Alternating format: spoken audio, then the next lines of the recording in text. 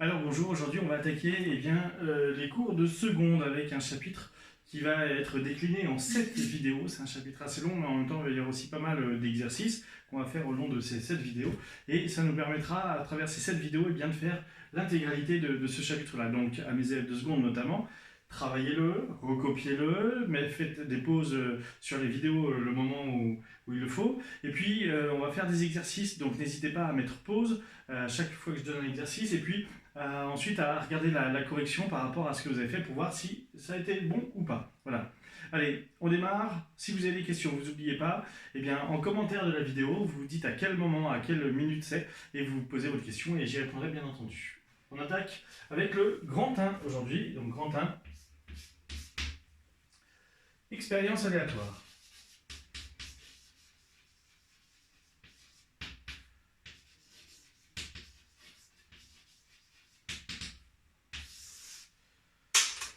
Petit 1, définition. On va définir ce qu'est une expérience aléatoire.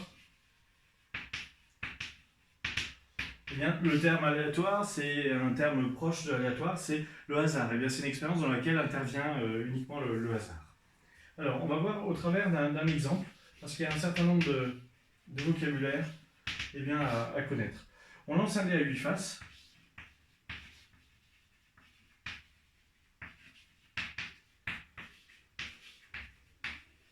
Alors un dé à 8 faces, ça existe, hein, et les dés courants, ce sont les dés à 6 faces, mais à 8 faces, ça existe, et les faces sont numérotées de 1 à 8. Et on note le nombre obtenu.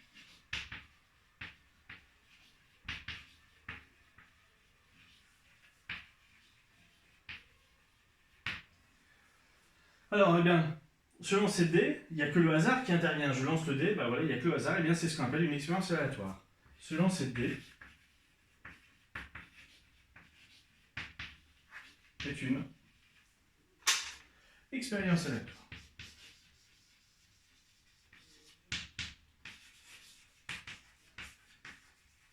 En rouge, égale dans laquelle intervient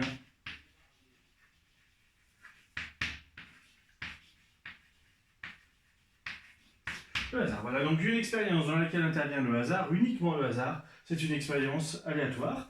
Et dont les, alors en rouge, issus.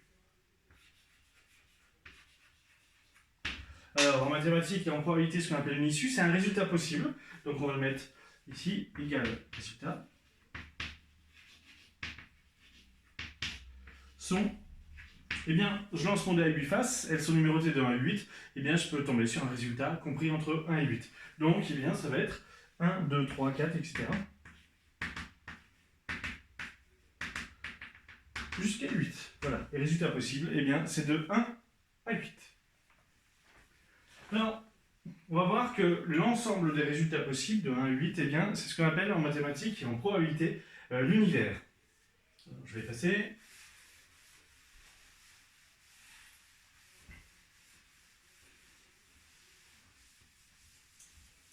Donc on a dit une expérience aléatoire, c'est une expérience dans laquelle intervient uniquement le hasard. Les issues possibles, ce sont les résultats possibles. En rouge, l'ensemble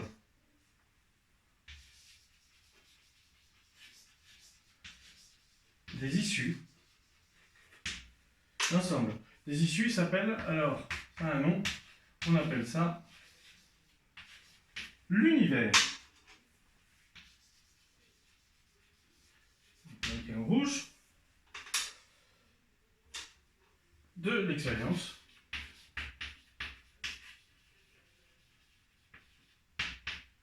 Et on le note. On le note avec la lettre oméga en grec. Voilà. Oméga qui désigne l'univers.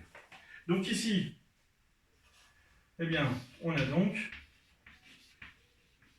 que oméga, alors je mets des accolades, c'est l'ensemble des nombres qui vont de 1 jusqu'à 8. Alors le fait de le noter entre accolades, ça veut dire que ce sont des nombres isolés. Voilà, c'est 1, 2, 3, 4, etc. À ne pas confondre avec les crochets. Quand je note ça, eh bien, c'est tous les nombres compris entre 1 et 8. Par exemple, 1,5 qui est dedans. D'accord? Donc là, quand je mets les accolades, c'est uniquement les nombres qui sont là, pas ce qui est entre les deux. Alors, on va voir ensuite une définition.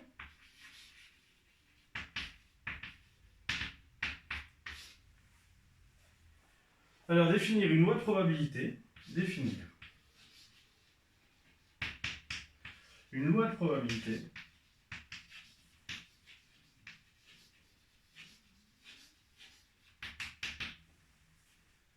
pour une expérience aléatoire donnée.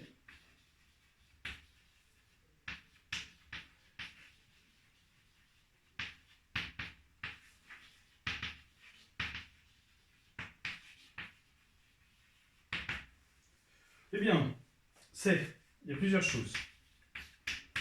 Alors, vous allez voir en probabilité, on va avoir beaucoup de choses à écrire, hein, et dans le cours, et les exercices, les énoncés sont relativement lourds, donc voilà. Habituez-vous à écrire pas mal de petites choses. Alors, premièrement, eh bien, on va préciser l'ensemble des issues possibles. Préciser l'ensemble des issues possibles.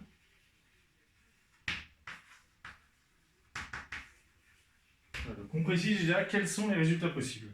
Alors là ici, donc on va noter oméga et on va mettre entre accolades. Alors ici on est plus dans l'exercice avec le D, hein, donc on va mettre les résultats possibles, voilà, x1, x2, etc.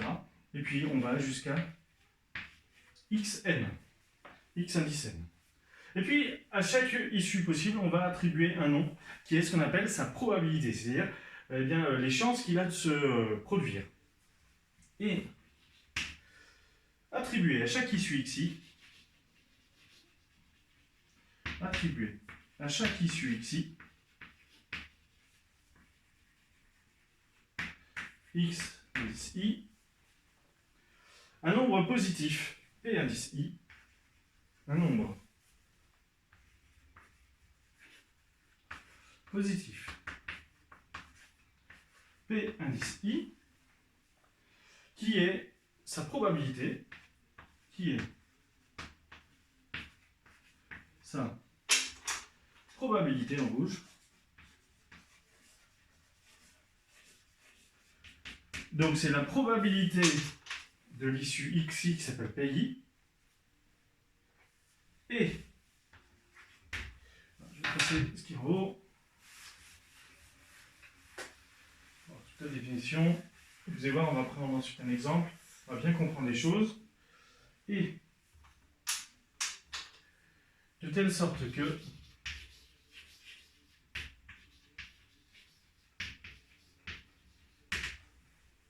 alors, eh bien, chaque... Pardon, hop, ça m'a mis déjà. De telle sorte que, eh bien, donc chaque nombre déjà il est positif, mais en plus quand on ajoute, eh bien, P1 plus P2 plus jusqu'à P indice n, eh bien quand on ajoute toutes les probabilités possibles, la probabilité de lui, la probabilité de lui, la probabilité de lui, etc., eh bien quand on les ajoute tous, on a 100% des cas de figure. Donc 100%, ça revient à dire que c'est égal à 1, puisque 1 c'est 100%. Voilà. Donc il faut que la somme des probabilités soit égale à 1. Alors on va faire une petite remarque.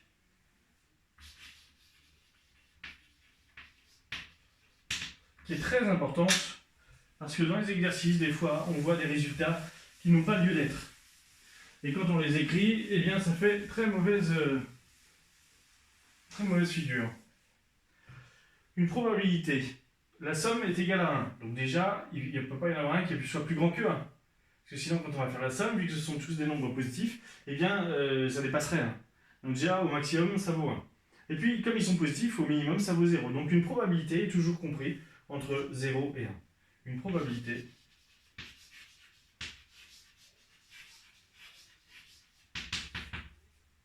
est toujours comprise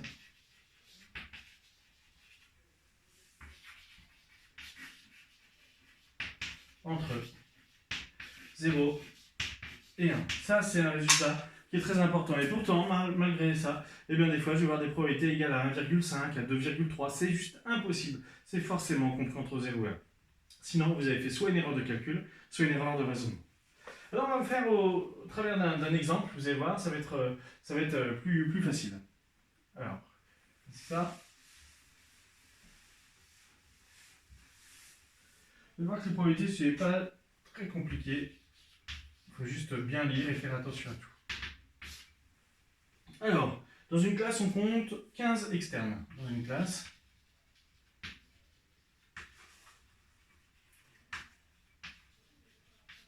on compte 15 externes.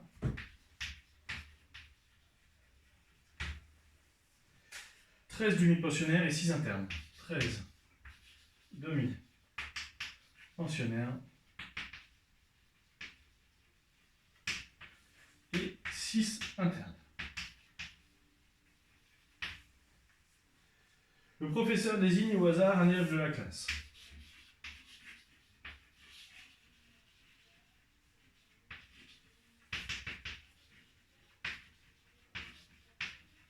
Alors, ça fait du bien le temps de calme. Vous n'avez jamais été aussi silencieux que quand vous n'êtes pas là en fait. C'est vraiment appréciable.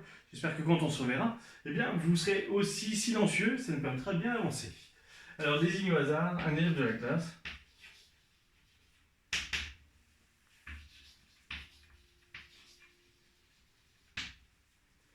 Et il se demande s'il est externe, demi-pensionnaire ou interne. Et il se demande s'il est externe, demi-pensionnaire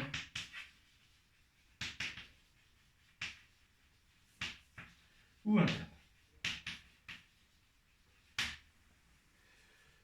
Alors, on peut modéliser cette expérience où on peut obtenir la loi de probabilité de la façon suivante. On peut modéliser avec la loi de probabilité suivante.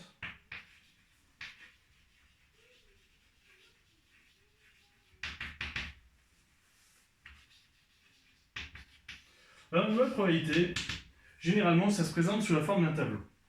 Eh bien, c'est ce qu'on va faire. Alors déjà, on va commencer pour voir le nombre d'élèves. 15 plus 13 plus 6, eh bien, ça fait 28 et 6, 34. Il y a 34 élèves.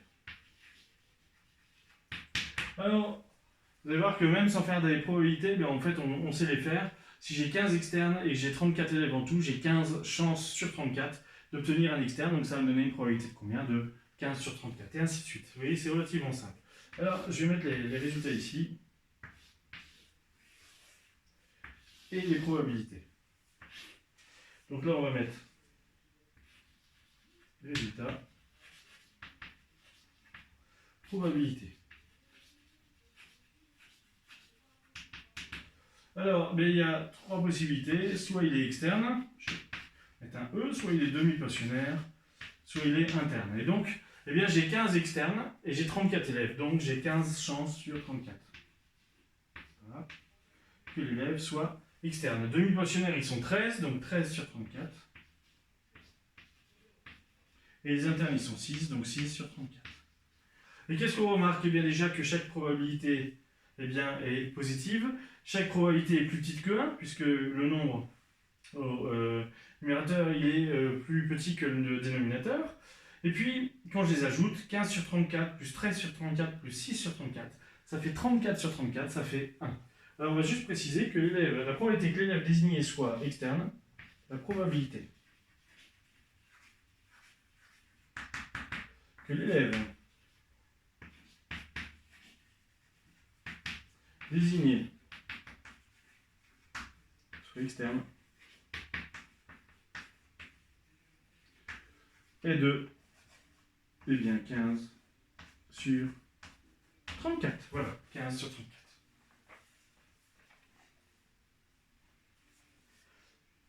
Alors, je vous laisse copier ça, bien entendu. Prenez le temps de le faire, mettez la vidéo sur pause, c'est l'avantage. Et on va passer au petit 2, avant de passer à quelques exercices, et on va parler de la loi équi-répartie.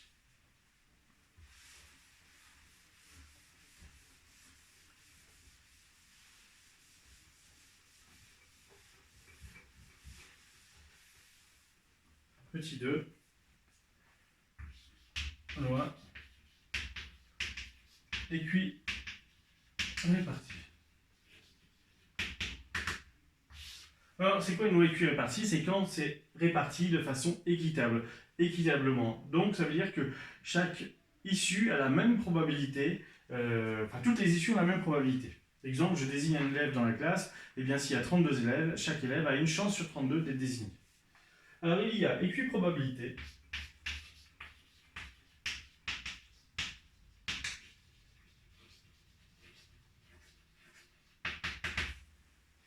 Lorsque les probabilités de tous les résultats sont égales. Lorsque les probabilités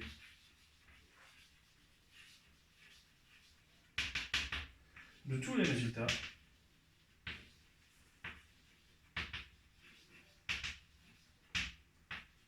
sont égales.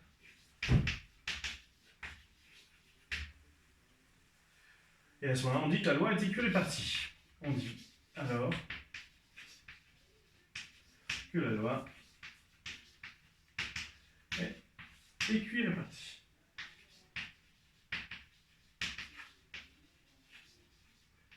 Voilà. Et à ce moment-là, eh bien, la probabilité d'un événement, chaque probabilité est égale à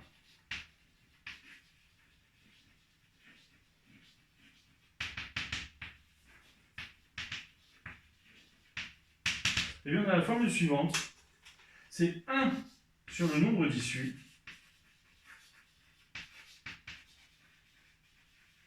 qu'on peut aussi écrire comme 1 sur n. J'ai 32 élèves dans la classe, et bien la probabilité de chaque élève qui soit tiré au sort, eh bien c'est 1 sur 32. J'ai 500 élèves dans le lycée, la probabilité que ce soit tel ou tel élève qui soit interrogé, c'est 1 sur 500, etc. Voilà. Donc ça c'est relativement simple, c'est une situation qui est très courante, qu'on va rencontrer dans beaucoup d'exercices, vous allez voir. Avant de passer aux exercices, je vais mettre un exemple, pour bien comprendre, voir comment ça marche.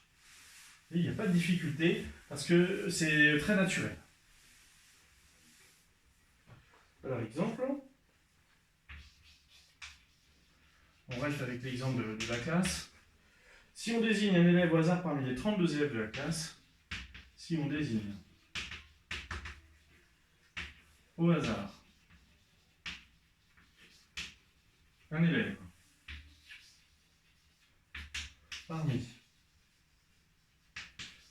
les 32 élèves de la classe,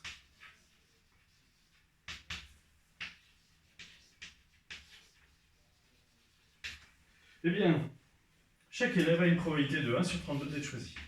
Chaque élève a une probabilité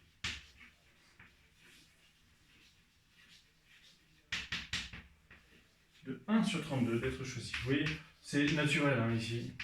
C'est naturel. Alors on va passer maintenant aux exercices, donc c'est de ce manuel-là, voilà, Magnard, mathématiques de seconde. Je vais mettre le sujet de l'exercice à chaque fois pour ceux qui n'ont pas ce livre-là. Et on va passer à la page 326, et on va faire l'exercice, eh bien, 25, page 326. Alors, 25, page 326. Et je vais lire l'énoncé, et puis en même temps, on va le mettre, je vais l'afficher. Jean choisit au hasard un nombre pair entre 1 et 15. Donc on est entre 1 et 15. Et il veut un nombre pair. Décrire l'univers de cette expérience aléatoire. Donc décrire l'univers, c'est quoi? Eh bien, c'est donner tous les résultats possibles. Petit b, combien d'issues cette expérience aléatoire possède-t-elle? Il suffit juste de compter combien il y a de résultats possibles, c'est pas difficile.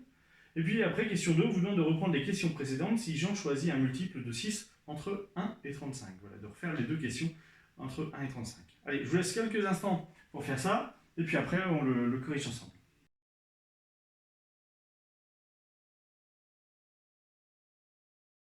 Voilà, allez, on va le corriger. Donc, décrire l'univers de cette expérience aléatoire. Je rappelle qu'on prend un nombre entre 1 et 15 et on prend un nombre pair. Eh bien, l'univers oméga, eh bien, il y a tous les nombres pairs compris entre 1 et 15. Donc, il y a 2, il y a 4. Il suffit juste de tous les noter.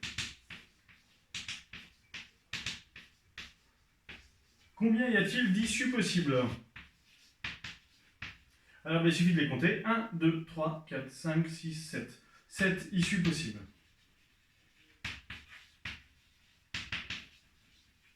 Voilà pour la question 1. Pour la question 2, cette fois-ci, on travaille entre 1 et 35 et on prend tous les multiples de 6. Alors, le multiple de 6, c'est 1 fois 6, 2 fois 6, 3 fois 6, etc. Donc là, l'univers, je vais l'appeler oméga prime, puisque c'est un autre exercice. Eh bien, tous les multiples de 6, il y a 6 fois 1, 6 fois 2, 6 fois 3, 6 fois 4, 6 fois 5, et 6 fois 6, ça fait 36. Donc, c'est pas entre 1 et 35. Et puis, ici, il y a combien d'issues? Il y a 1, 2, 3, 4, 5 issues possibles. Voilà, donc j'espère que vous aviez bon à ce premier exercice, sinon corrigez bien entendu vos erreurs. Si vous ne trouvez pas votre erreur, si vous ne la comprenez pas, eh bien à ce moment-là, vous m'envoyez un petit message sous cette vidéo et j'y répondrai, n'hésitez pas. On va passer à un autre exercice, on va passer à l'exercice 27, page 326. 27, page 326.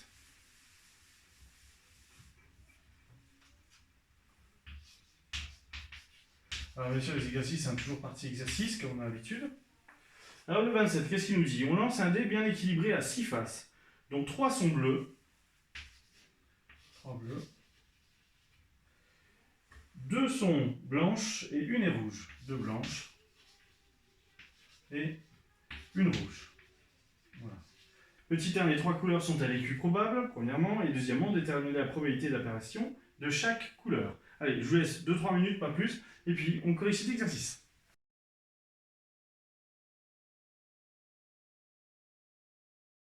Allez, on va corriger cet exercice, donc pas difficile, hein, il y a 6 faces en tout, hein, donc voilà, 6 faces. Alors, est-ce que les couleurs sont équiprobables? Eh bien non, parce qu'il faudrait, si elles étaient équiprobables, il faudrait qu'il y en ait autant de faces de chaque couleur. Non, car il n'y a pas autant de faces de chaque couleur. Il n'y a pas autant de faces de chaque couleur.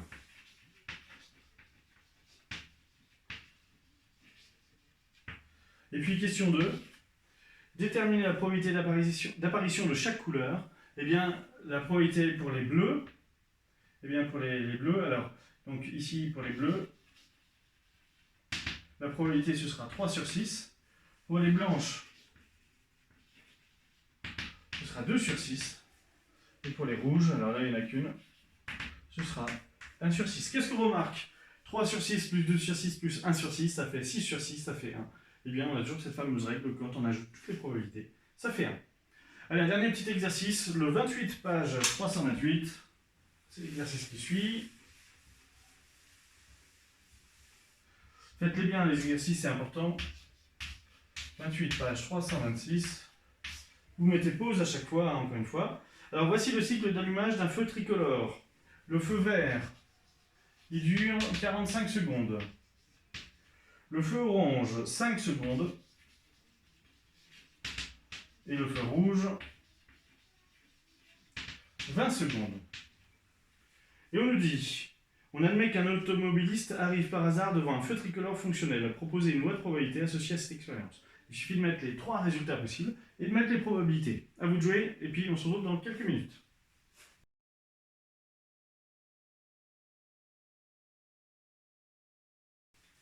Allez, on va corriger cet exercice. Alors, on va commencer déjà par faire 45 secondes, plus 5 secondes, plus 20 secondes. Alors, ça fait combien? Eh bien, ça fait 70 secondes. Il suffit donc de faire le tableau avec les probabilités. Ici, on va mettre les résultats. Et ici, les probabilités. Alors ici, qu'il soit vert, orange et rouge. Eh bien, comme il est vert 45 secondes sur les 70, ça fait 45 sur 70. Il est orange 5 secondes sur les 70 secondes. Et il est rouge 20 secondes sur les 70 secondes. Et quand on ajoute ces 3 probabilités, ça nous fait 70 sur 70. Ça fait 1, comme d'habitude. Voilà, ça termine cette première vidéo. Il va y en avoir 7 en tout sur ce chapitre-là. Donc vraiment, ne les faites pas forcément les 7 à la suite, ça va faire un petit peu beaucoup. Mais faites-les régulièrement pour bien avancer sur ce chapitre-là, qui est quand même un chapitre fondamental, qui n'est pas très difficile, mais il faut le travailler comme tous les autres chapitres. Allez, on se retrouve pour la prochaine vidéo, et vive les maths!